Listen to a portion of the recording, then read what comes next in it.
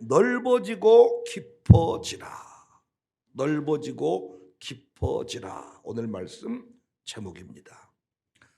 성경은 우리에게 세월을 아끼라고 합니다. 에베소서 5장 16절 17절 세월을 아끼라 때가 악하니라. 그러므로 어리석은 자가 되지 말고 오직 주의 뜻이 무엇인가 이해해라. 세월을 아껴라. 내일 일을 알지 못하기 때문입니다. 야고보서 4장 14절에는 내일 일을 너희가 알지 못하는도다. 너희 생명이 무엇이냐? 너희는 잠깐 보이다가 없어지는 안개니라. 혹시 세상 떠날 날을 알고 사는 사람이 있습니까? 여러분은 언제 죽을 줄 아시냐고요. 이번 광주 아파트 붕괴 사고 피해자들은 떠날 줄 알고 그곳에 갔을까요?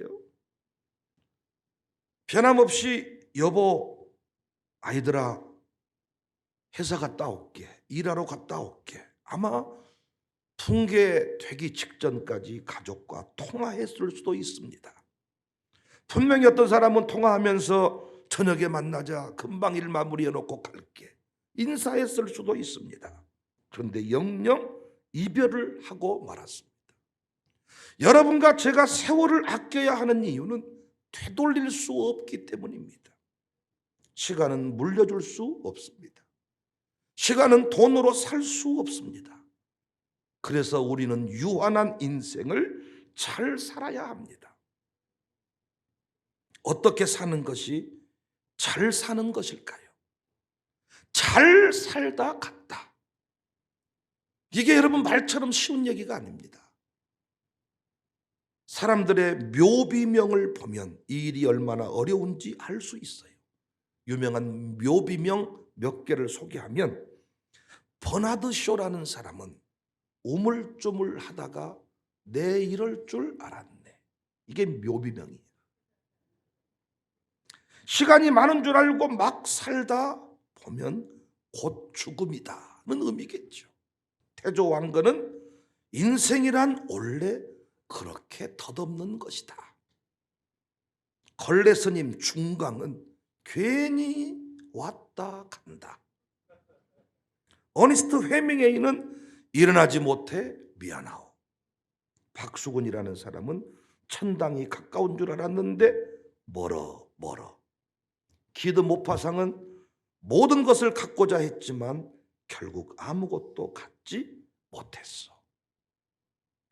모두가 지나온 과거의 삶을 후회하는 내용들입니다. 근데 정말 감동적인 묘비명도 있습니다.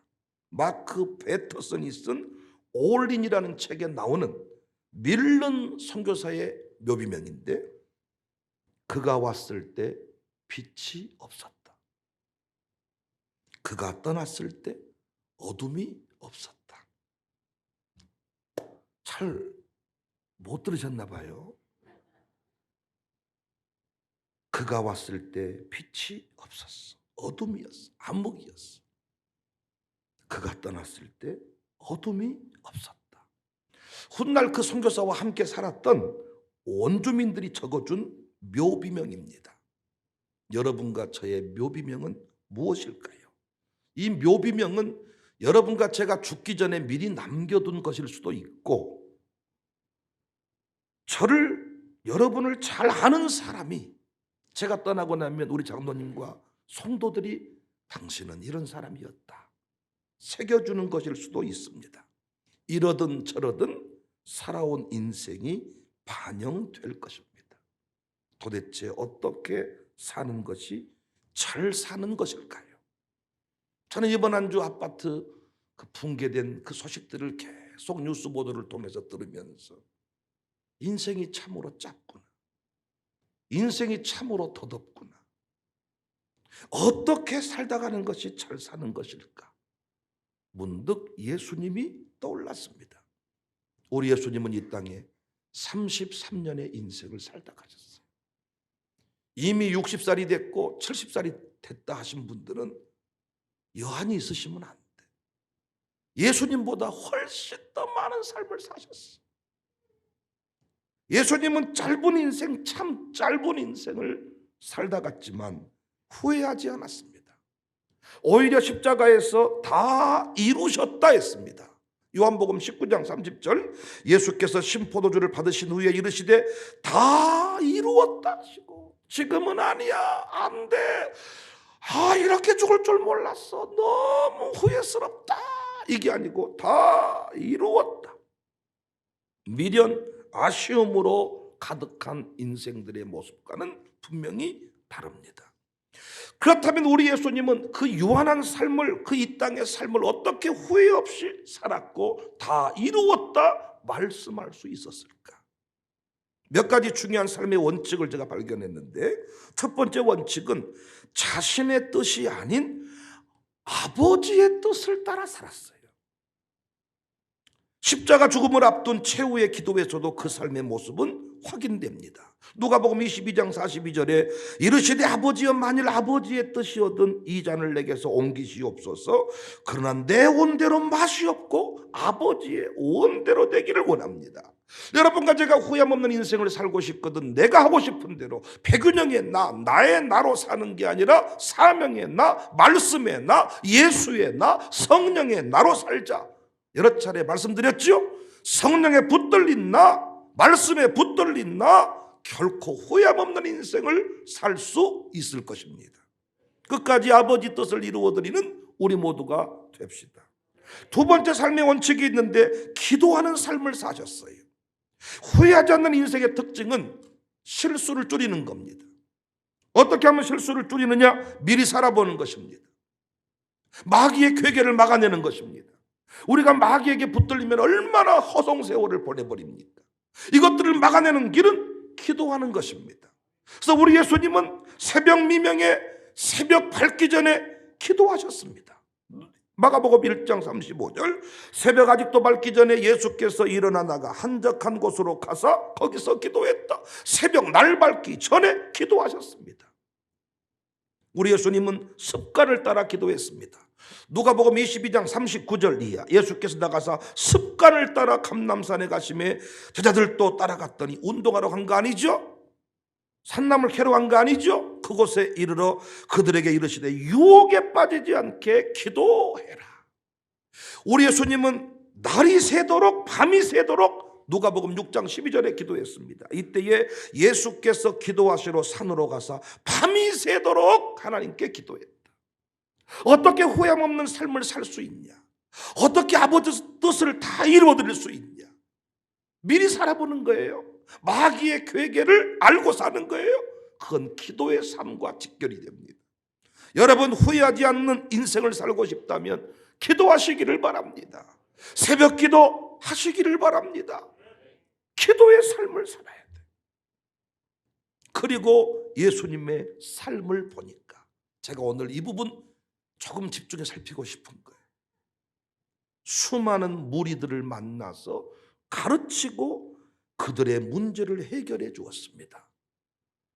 마가복음 2장 1절 이하를 보시면 수일 후에 예수께서 다시 가버나움에 들어가시니 집에 계시다는 소문이 들린지라 많은 사람이 모여서 문 앞까지도 들어설 자리가 없게 되었는데 예수님께서 그들에게 도를 말씀하셨다. 저는 이런 예수님의 모습을 우리가 본받아야 된다고 생각하는데, 우리 인생이 짧다 그랬잖아요. 그래서 한 사람이라도 더 만나고 싶어하는 예수님의 모습, 한 가정이라도 더 세우겠다는 예수님의 마음, 여러분과 제가 본받아야 됩니다. 후회 없는 삶을 살기 위해서 우리가 훈련해야 될 삶의 원칙이 있는데 넓어지는 거예요. 넓어지자.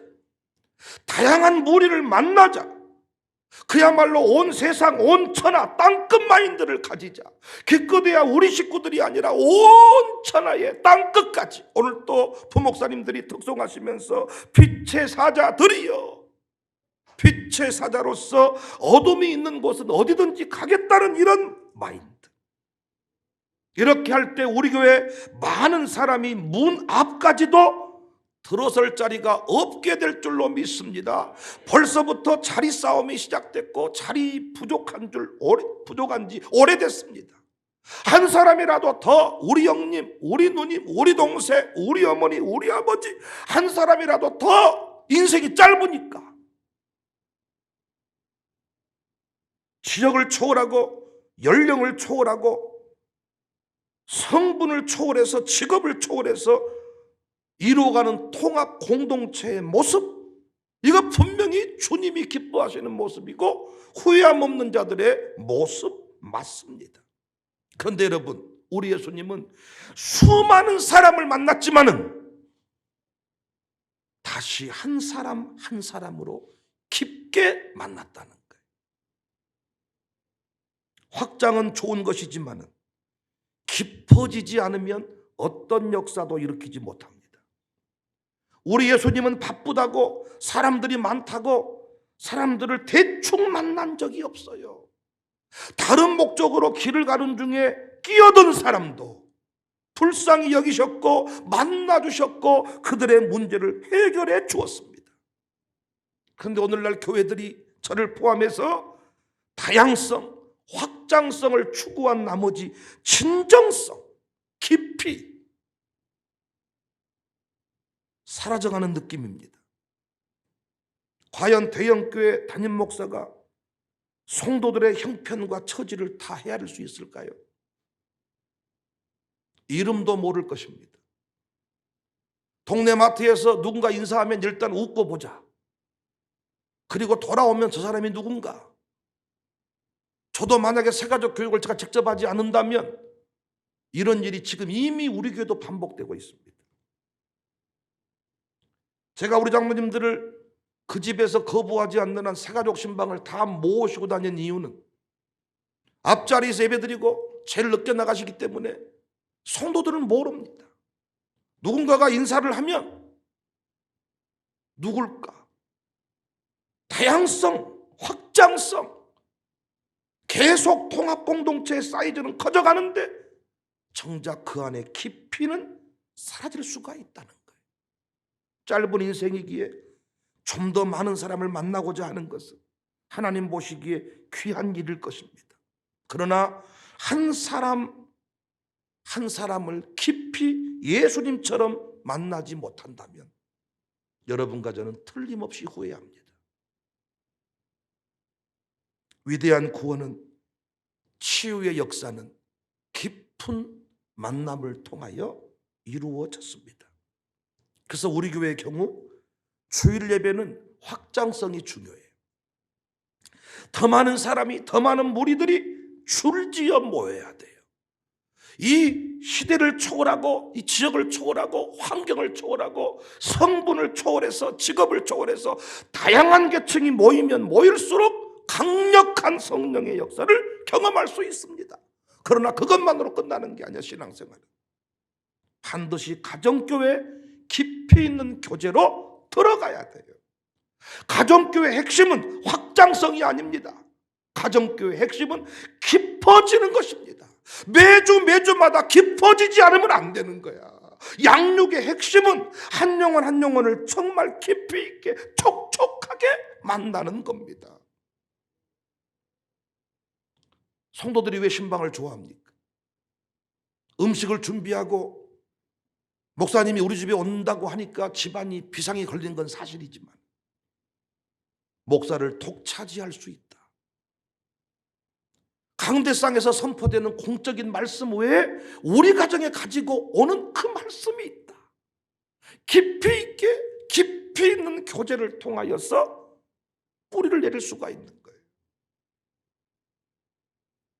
오늘 본문은 예수님이 삭개오를 구원하시는 장면입니다. 여러 차례 공부한 내용인데 우리 예수님이 어떻게 한 영혼을 변화시키는지를 정확하게 보여주는 좋은 예입니다. 일단 우리 예수님은 여리고로 들어가셨습니다.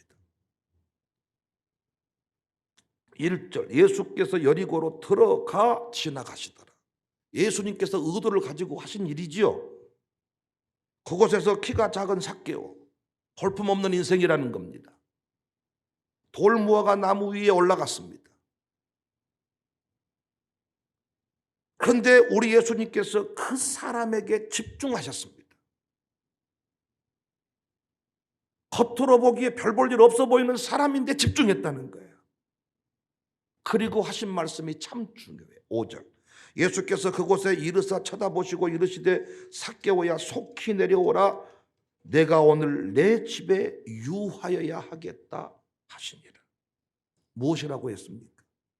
오늘 내 집에 유하여야겠다.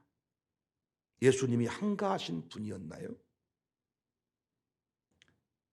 예수님이 삭개오와 같은 사람과 어울릴 만한 사람인가요? 여러분 같으면 이런 집에 가서 하루 저녁 머물고 싶으세요? 이런 집에 여러분 아들, 딸들이 가서 하루 저녁 지내고 온다 그러면 부모님들 허락하실래요? 너는 좀 사람 같은 사람하고 좀 어울려야, 그 집에 가지 마야, 너 그 애랑 어울리면서 너 요즘에 이상해졌어야 선생님한테 전화해서 이렇게 좀 서로 잠 좀 못 자게 하세요. 그 집에 좀 못 어울리게 하세요. 아마 이러지 않겠습니까? 7절에 보니까 무사람이 보고 수군거려 이르되 저가 죄인의 집에 유하로 들어갔도다. 죄인의 집에 유하로 들어갔도다. 우리 예수님은 수많은 사람을 만났습니다. 한가하게 낮잠 한숨 주무실 수가 없었습니다. 어디 가서 한가하게 냇가에 발 담그고 살 수가 없었습니다. 정해진 시간표를 알고 계시기 때문에. 그래서 수많은 사람을 만나고자 했지만 그 사람들을 100명 중에 1명, 1000명 중에 1명, 그냥 너만 바쁜 거 아니야, 저 사람도 아파, 너만 아픈 거 아니야, 이렇게 한 사람 한 사람의 아픔을 수많은 사람의 아픔과 어떤 나누어서 또 하나의 아픔으로 처리하지 않았다는 거예요. 그 사람만의 아픔으로 대주었다는 거예요. 그 형편 하나하나에 집중했다는 거예요.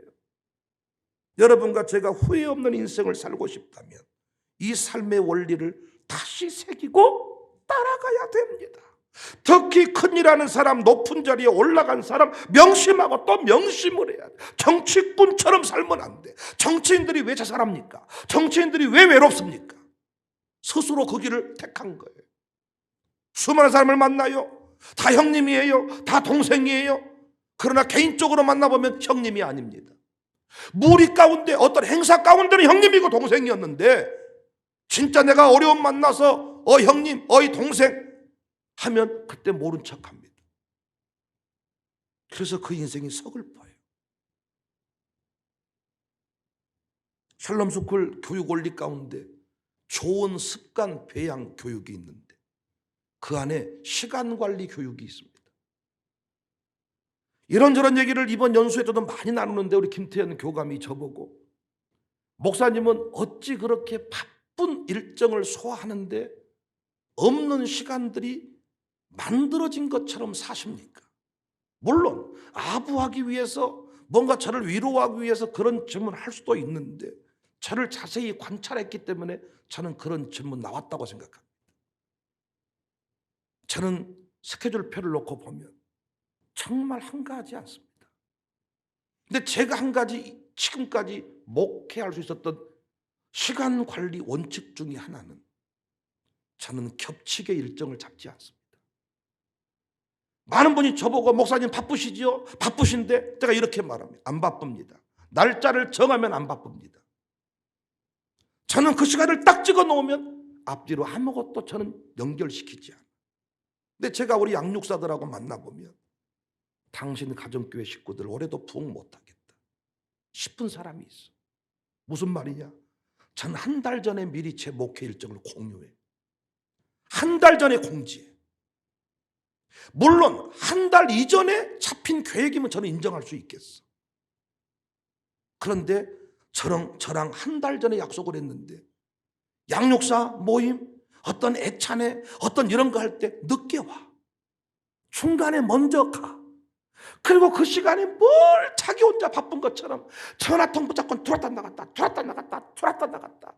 여러분은 제가 여러분과 시간을 모처럼 내가지고 밥 먹으면서 들어왔다 나갔다 하다가 좀 바빠서 먼저 일어나갔습니다. 기분이 좋으십니까? 기분이 좋으세요? 모처럼 데이트 한번 하자고 시간을 정해놓고 카페에 앉아 있는데 전화통 붙잡고 나갔다가 들어왔다가 문자 보내고 확인하고 뭐 말하고 나갔다 때리. 여러분 기분 좋으시냐? 여러분은 아주 그 사람들한테 와 바쁘신데 나를 만나줘서 너무 감사해요 이런 말 들을 줄은 모르지만 제가 장담합니다. 당신 쓰러졌을 때, 당신 어려움 만났을 때 당신을 위해 기도해 줄 사람 없다는 것만 아시면 돼.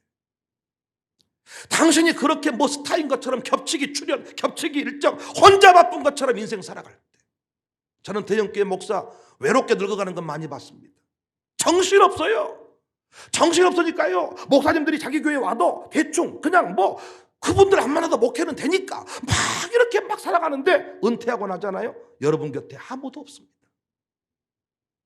한 사람 한 사람을 진짜 목사님의 가치로 주회종으로 여기면서 그 한 사람 한 사람이 나를 만나기 위해서 얼마나 많은 시간들을 배려하고 이 자리에 와 있는지를 알고 그 자리에 갔을 때, 그 사람과의 만남을 유지할 때 여러분은 비로소 행복한 거예요.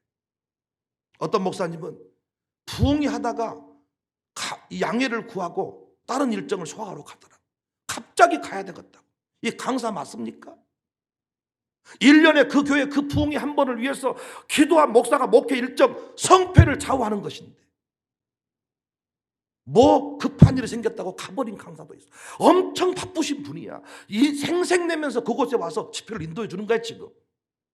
가버려. 하나님이 기뻐하지 않습니다. 그리고 그 인생요 결코 행복하지 않습니다.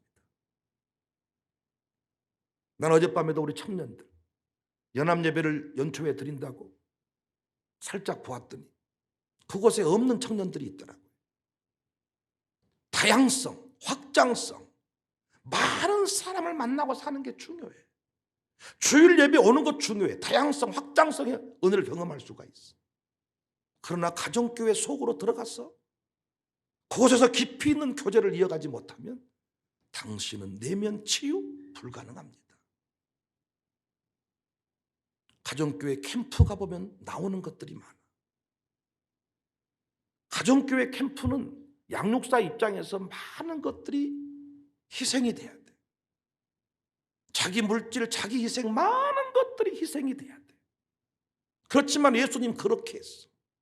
그 많은 스케줄을 다 포기하고 삭개오의 집에 유할 때 누가 삭개오의 집에 오겠습니까? 누가 삭개오랑 어울리겠습니까? 그런데 예수님이 시간을 내서 그와 함께 할 때 마음의 빗장이 열렸어요. 우리로 말하면 엄청난 헌금이 그 집에서 나왔어요. 우리 교회가 그토록 원하는 건축, 재정 상환하는 거 그 집에서 나왔어. 그 집에서. 수많은 사람을 만나 사는 게 중요해. 양육사, 내가 감사해. 양육사들한테 자기 직업이 있고 자기 사업이 있는데 분주하게 하면서 시간 내서 가정교회 예배 들어준 거 감사해.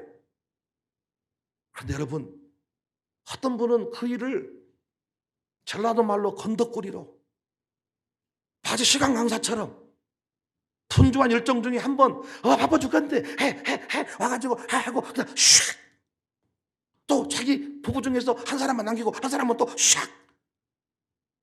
여러분 사업장 정말 주를 위해 모든 것을 다 내려놓는다면 하나님이 책임지지 않을까요?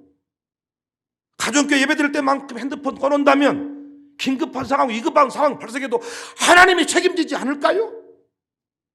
여러분은 정말 그 사업장을 내려놓는 일과 한 영혼 세우는 일을 바꿀 수 있으시냐고요.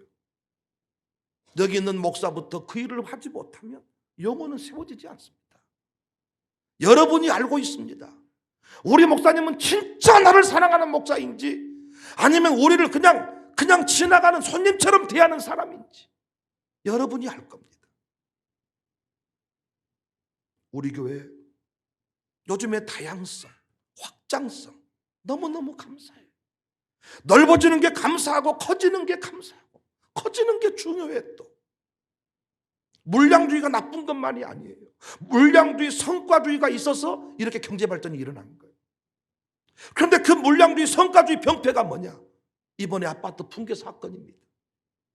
물량주의, 성과주의. 부대장이 장병들의 한 사람 한 사람을 자기 동생으로, 자기 아들로 여기며 산다면 구타와 군대 사건은 줄일 수가 있을 겁니다. 그러나 다 군복 입고 서 있으면요, 부대장이 봤을 때 부모님은 내 새끼를 1000명 중에 1명을 바로 찾아버리지만은 부대장은 그냥 수많은 병사 중에 1명일 뿐이에요. 죽어도 가라, 이런 명령을 쉽게 내릴 수가 있어. 그러나 부모님은 그렇게 할 수 없을 겁니다.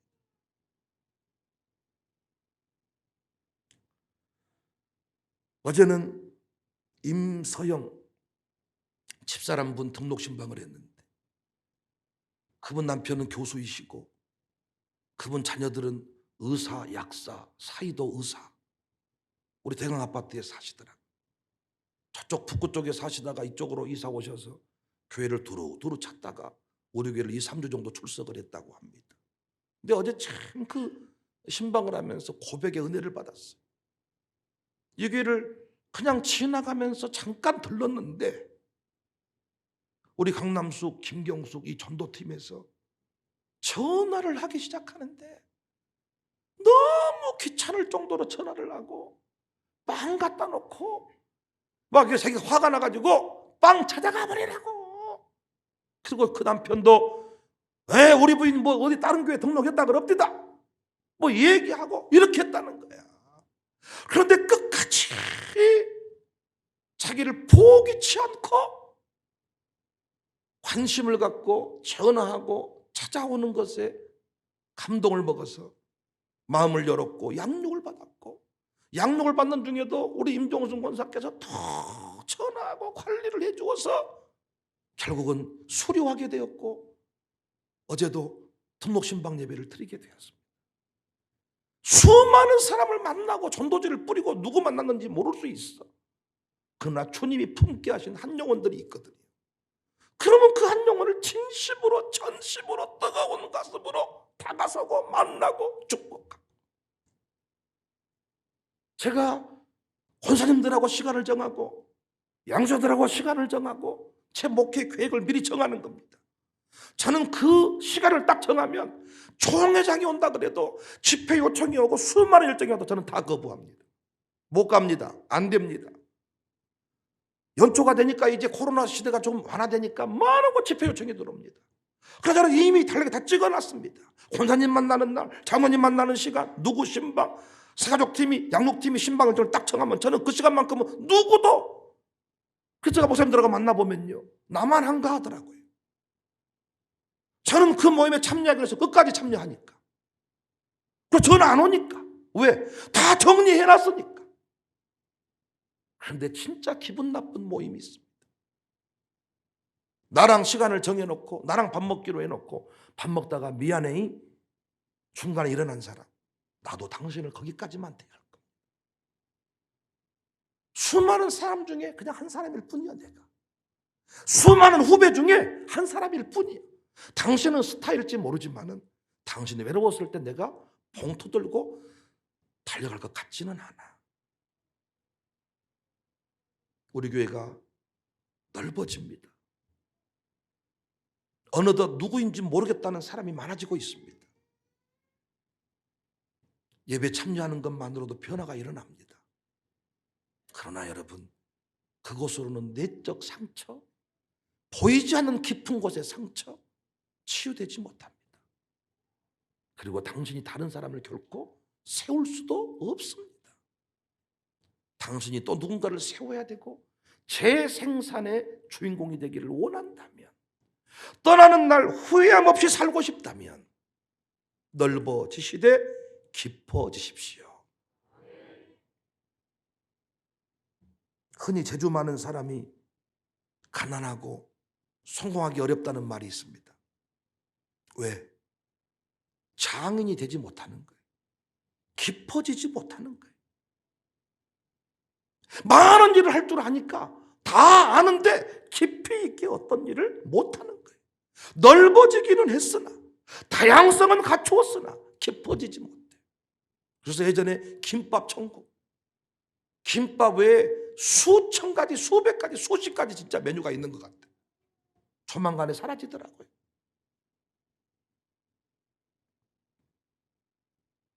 물론 어떤 사람은 또 외골수처럼 사는 사람이 있어.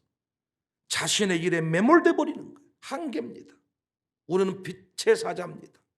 어둠이 있는 곳은 어디든지 가야 됩니다.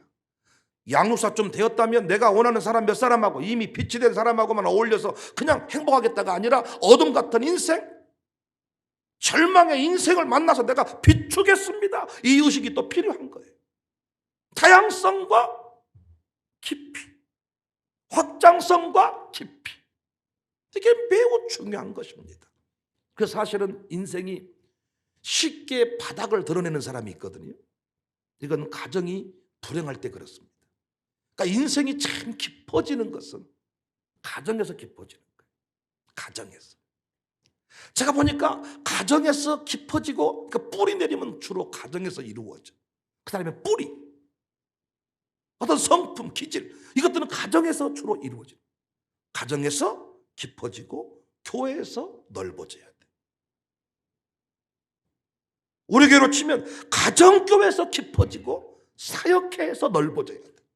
그러니까 여러분, 가정교회에서 특별히 사역자로 부름받은 사람들 있잖아요. 사역장이니 가정교회 아니 이 교회 찬양대원이니 이렇게 가정교회 안에서 또 사역자로 부름받은 사람 있잖아요. 가정교회에서 축복해줘야 돼. 가정교회에서 이 깊은 영성을 소유하고 그 영성의 깊이를 가지고 사역회에서 넓어지는 거예요.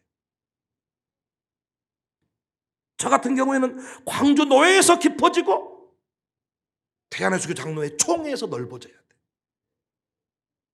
그런데 총회에서는 뭔가 막 다니는데 뿌리가 불분명해. 이 사람 조만간에 사라져요. 문제만 생기면 날아가 버리는 거예요. 그러나 노예에서 파송돼서 우리 노예에서 이분은 뽑았습니다. 그러면 총회가 뭔 일 하잖아요. 노예가 교단 탈퇴를 결의해버려요. 이놈의 교단 같은 이라 감히 백윤영 총대를 무시해. 근데 반대 경우가 있어. 총회에서 전화와, 제발 그 노예에서 그 목사님 좀 정리 좀 해주란께요. 그 노예는 어떤 노예인데 이런 사람을 총대로 보냅니까? 이런 경우가 있잖아요. 여러분과 저는 광주 청사교회에서 깊어지고 세상 열방에서 넓어져야 되는 거예요. 난 여러분과 제가요 앞으로 스타가 될 겁니다. 스타가 됐다고 해서 사람들 한 사람 한 사람 앞에 스타 놀이 하지 마세요. 우리 교회 앞으로 회장님도 오시고 국회의원도 오고 정치인도 올 수 있겠지만은 한번 여러분 주변 정치인들 보세요. 완전히 건덕거리들입니다. 지난번에 만나 인사했는데도 이번에 만나면 또 누군지를 몰라. 헛소리 해버려. 엄청나게 친한 척하고 아따 형님 동생 다 형님이고 동생이요. 목사 입장에서는 넌 내 아들이다이, 넌 내 동생이다이, 넌 내 가족이다이. 나중에 이름도 모르고 그 가정의 형편도 몰라. 그렇게 보니까 저는 지금도 직원들이 많더라고요. 정말 초창기보다 더 많은 직원들이 생겨났죠. 직원 중에 한 사람으로 봤다면 그분들은 저와 오래 가지 못할 겁니다. 수많은 직원이 있지만 그 가정 형편에 하나하나를 가슴에 새기고 그 형편을 절대적으로 대할 수 있는 이런 마음이 없다면 저는 조만간에 사역에 문제가 생길 겁니다. 저는 예수님의 그 삭개오를 그 변화시키는 모습 오늘 새롭게 와닿았습니다. 오늘 내가 내 집에 유하해야겠다. 제가 1박 2일 캠프를 떠나는 것이 쉬운 일이 아닙니다. 2박 3일 동안 여러분과 함께 한다는 결코 쉬운 일만은 아닙니다. 샬롬 교주교 연수에도 저는 약 먹어가면서 그 일을 했습니다. 그런데 그 일을 행하면서 2022년 샬롬 스쿨이 놀라운 변화를 경험하게 됐습니다. 시간표를 폐기해라. 최종적으로 제가 큰 그림을 어제 모여서 그려줬는데 샬롬의 새로운 변화가 중고등부는 이제 중등 1반, 중등 2반, 중등 상반이 아니고 보통반, 특별 재능반, 예체능반, 진학반, 유학반, 중등부 때부터 다 재능을 분류해가지고 새로운 차원의 교육을 만들겠다. 제가 이번에 강남 GIA 학교까지 살펴보고 주님이 최종적으로 딱 완성된 그림을 하나 주더라. 교사들도 가슴을 지금 이 설레는 가슴을 지금 붙잡고 각자 나름대로 교육 과정을 개편하고 있습니다. 힘들고 어려웠지만은 그분들과 함께 2박 3일의 시간을 지나면서 그분들이 다시 모이게 되었고 그분들의 외침이 가슴에 탁 새겨지게 되더라고요. 저는 특별한 일이 없는 한, 회에 가지 않는 한, 제가 설교 사역과 겹치지 않는 한 교인들의 장례를 직접 인도하려고 애를 씁니다. 앞으로 시간이 또 흘러가다 보면 그 일이 쉽지 않을 겁니다. 부목사님과 나누어서 해야 될 때가 많을 겁니다. 그렇지만 그 성도, 아니 100명이 죽었지만은 그 집은 장례 그 한 사람뿐이잖아요. 절대적인 장례잖아요. 그런데 어느덧 교회 안에서 보니까 광명교회 집회 가서도 보니까 집회 중에도 장례 광고가 7건 8건이 뜨더라고요. 1교구 장례, 2교구 장례, 3교구 장례. 나의 어머니의 죽음, 나의 형님의 죽음, 그 죽음은 나에게 절대적인데 교회에서는 그냥 많은 죽음 중에 하나로 취급을 받을 때가 많더라. 이런 목회하면 안 되겠다. 우리 양육사들 한 사람을 세우고 싶거든 여러분의 삶을 온전히 그 한 사람을 위해 투자하셔야 돼. 여러분의 인생이 후회하지 않으려면 바쁘게 사는 것만이 중요한 게 아니야. 바쁘게 살아야 돼 우리 교회는. 근데 바쁘게 사는 사람이 나중에 우울증 걸려요. 스타로 사는 사람이 나중에 외로워요. 자기가 그 길을 걸어가는 거예요. 난 우리 교회 청년들이 엄마 품속에서만 쌓여 살지 않기를 원해. 지가 뭐 스타라고 주일 예배만 샥 왔다가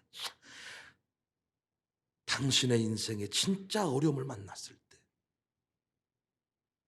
당신의 청년 그룹이 과연 기도해 줄까? 여하튼 우리 교회는 넓어지고 하여튼 많은 사람을 만날 수 있어야 돼요. 여러분 담임 목사가 우산동에만 서 있는 게 아니라 어디든지 가서 누구든지 다 살려내겠다는 마음이 있어야 돼. 그러나 그곳에 가면 그곳이 전부인 것처럼 그 사람들을 위해서 모든 걸 쏟아붓는 이런 열정의 사람이 되어야 된다. 우리 모두 가슴에 새기고 후회함 없는 인생을 살아갈 수 있기를 주님의 이름으로 축복합니다.